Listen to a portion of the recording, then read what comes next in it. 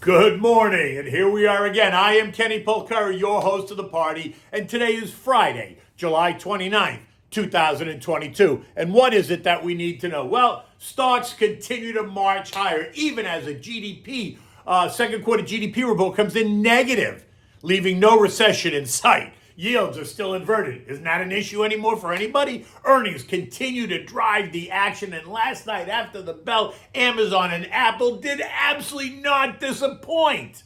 So what are we having for dinner? Well, it's really dessert. And in light of what happened to Apple last night, we're going to have apple pie and vanilla ice cream. Because who doesn't love apple pie and ice cream? Look, stocks closed higher last night, right? Extending gains that we've seen this month, leaving many to ask, did I miss the bottom? Well, maybe not yet, but let's talk about it. Dow up 332 points or 1%. The S&P's up 48, 1.2%. The Nasdaq up 130, 1.1%.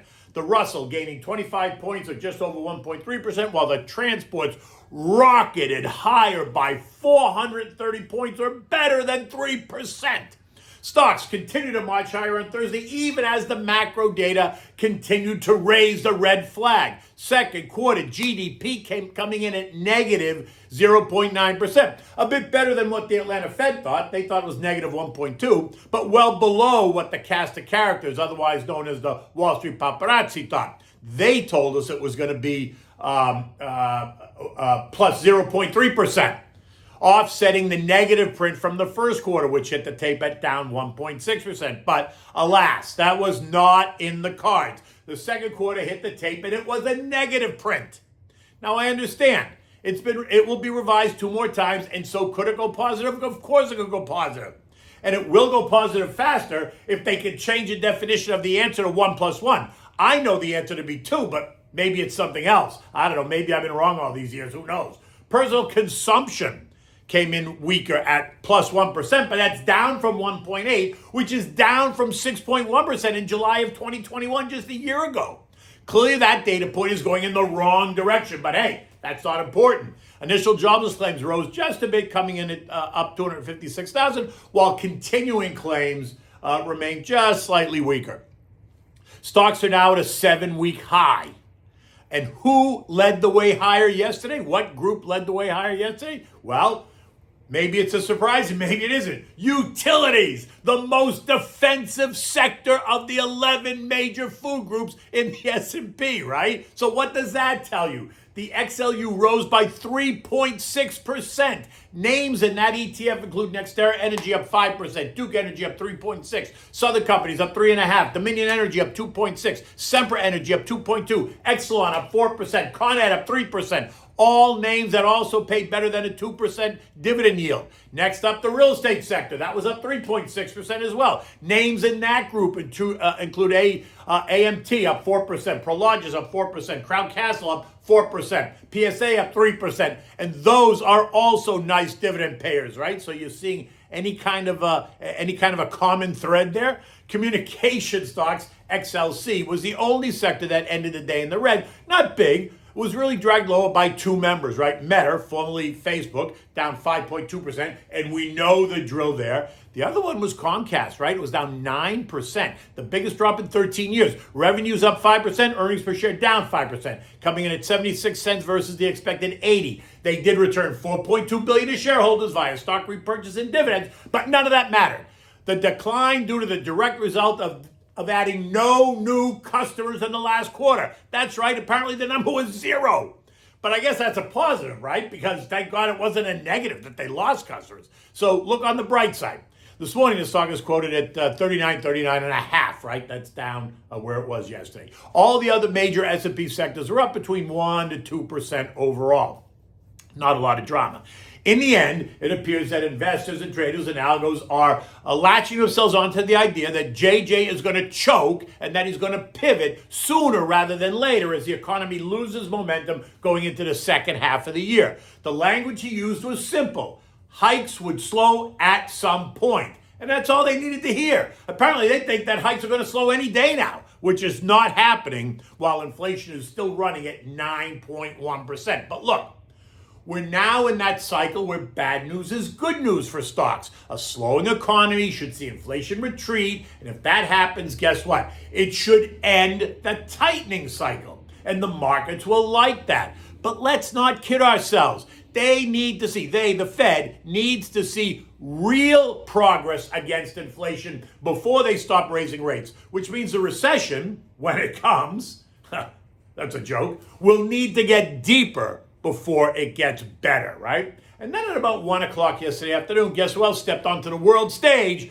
to address the negative growth in U.S. GDP? None other than Janet Yellen, Treasury Secretary. And she gave us a half-glass full assessment, telling us that a slowdown, not a recession, was necessary to tame inflation, but we don't need to worry because the country is nowhere near a recession. She cited job creation, strong household finances, gains in consumer spending as just a couple of reasons to be hopeful. Well, consumers are spending more because everything costs more. She did, though, admit that inflation is too high and it remains a top priority for the administration. And she expects that it's going to come down in the days ahead. Great. And so the algos took stocks higher, as if it's coming down today and tomorrow. It's not. Lots of chatter around the two big reports did dominate the day yesterday. What was Apple and Amazon going to say? What were they going to report? Would they reveal cracks in the foundation or not? And by now you know what they did. They didn't disappoint. Amazon reported that net sales jumped by 7.2%. Just put a number on that. Sales for the second quarter came in at $123.2 billion. Same-store sales up 12%. Third-party seller services at 9%. Subscription services up 10%. Amazon Web Services up 33%, right? You get the picture. The stock shot higher, rising by 12% in the post-market trade. And this morning it's quoted at 137.30, 137.40, reflecting that 12% move. And Apple? Well, it's Apple. What else do you want me to say? Earnings per share came in better than the estimate at $1.20 versus $1.16. Higher iPhone sales and higher services sales. Both of those gains more than offset a slowdown in the Mac and iPad and wearables that were hurt by supply constraint and lockdown issues. Revenues for the quarter rose by 2% to $82.9 billion versus the estimate of 82.7. iPhone sales revenue up 2.8%. Services revenue up 12%. Gross margins up by 1.8%. Macs, iPads, and wearables down 10, 2, and 8% respectively. Traders and algos took that stock up 2.5% in the post-market. And this morning, the stock is quoted at 161.50, also reflecting that 2% move higher. The Treasury market remains inverted, and that screams recession. But that's just not important right now. 2 years are yielding 2.8%, 5 years are yielding 2.7%, 10s are yielding 2.71%. U.S. futures this morning are up on the last trading day of July. Dow futures up 95 points, S&P's up 30, NASDAQ up 150, the Russell's up 10. And it's a big day for the Fed's preferred inflation read. Today's going to bring us the PCE deflator, and that's expected to show a gain of 0.9% month over month and 6.8% year over year. Both reads up over last month, suggesting inflation is not going away. Now, the issue is, will investors react to this report or not? Have they accepted the idea that this is going to be a hot number and they've already priced it in? They're looking past it. They don't care. Have they convinced the markets that while inflation is up, it has topped out and the worst is over? Well, it's starting to feel like that. I wouldn't get too comfortable just yet.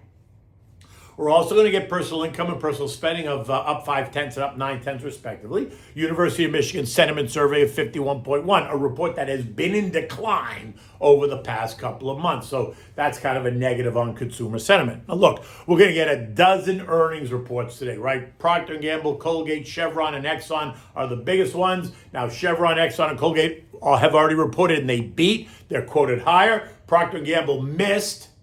And that's quoted higher as well, right? Go figure that. We're going to have to pull those reports apart. I haven't had a chance yet because they just came out. What investors need to consider is this. While the season has not been a disaster, forward guidance by many of the companies has been cautious. And estimates for the third and fourth quarters will likely be revised lower in the weeks ahead. And that will put a cap on the upside, at least for now. The depth of those revisions is what's going to set the tone, the broader tone for the markets going into the fall. Remember, there are still estimates for the S&P to test significantly lower, right? Think 3,100-ish. That's a 22% move lower from here. I'm not in that camp. although I do think we're going to test the June lows of 3,600 before it's over, and that represents about a 10% move from here. The S&P is trading at 17.8 times 22 estimates and 16.5 times 23 estimates, down significantly from the low 20s at the beginning of the year and still slightly above the longer-term average, which is why you're starting to see some renewed strength and people going bargain hunting, right? But this story is far from over. We could still see a little bit more to the downside, which doesn't mean light your hair on fire, it just says be aware. In Europe, markets are up. Eurozone growth accelerated in the second quarter despite what's going on here and despite what's going on there. The bloc posted a rise of 0.7% versus the expected rise of 0.2. Earnings are also out front, and they have not been a disaster either. At 6:30 this morning, markets across the region were up about 1% across the board. The S&P closed last night at 4,072. Remember, when I told you on Tuesday that if we close the gap created on June 10th, it would mean further gains ahead. And that's exactly what we've seen. The S&P breached that level, it closed that gap on Wednesday, and has gained nearly 1.5% since then. The S&P is now in the 39.20, 41.25 trading range. If we hit resistance at 41.25 and pierce it, then expect the algos to go into a frenzy and take stocks even higher. 43.50 would be the next target. 39.20 remains support. The further we move away from it, the stronger that support actually becomes. Okay, now on to the apple pie and ice cream. I mean, who doesn't love Apple stock? And who doesn't love apple pie and ice cream? It is the ultimate American experience. All right, so for this you need 2 tablespoons of all-purpose flour, plus a little bit more to dust with. You need ready-made pie crust. It's just easier. You can buy it at the grocery store. You need 3 Granny Smith apples, peeled, cored, sliced, 3/4 cup of sugar, plus additional for a little bit for the pie top. You want lemon zest and the juice of 1 lemon, 1.5 teaspoons of cinnamon, 1.5 teaspoons of nutmeg, 2 tablespoons of unsalted butter, and 1 egg beaten.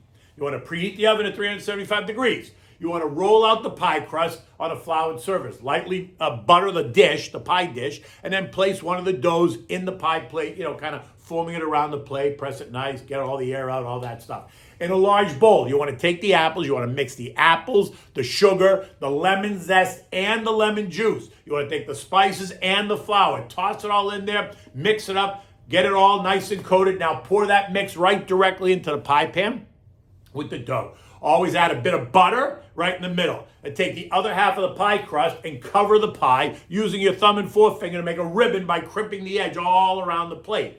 And now using a butter knife, you want to cut 1 or 2 or 3 vents into the top of the dough. Brush the top with a beaten egg and then finish by sprinkling some sugar just on top of the dough. Stick it in the oven and bake it for 45 minutes or so. You want it to be a nice golden brown crust, right? When it is, remove and let it cool.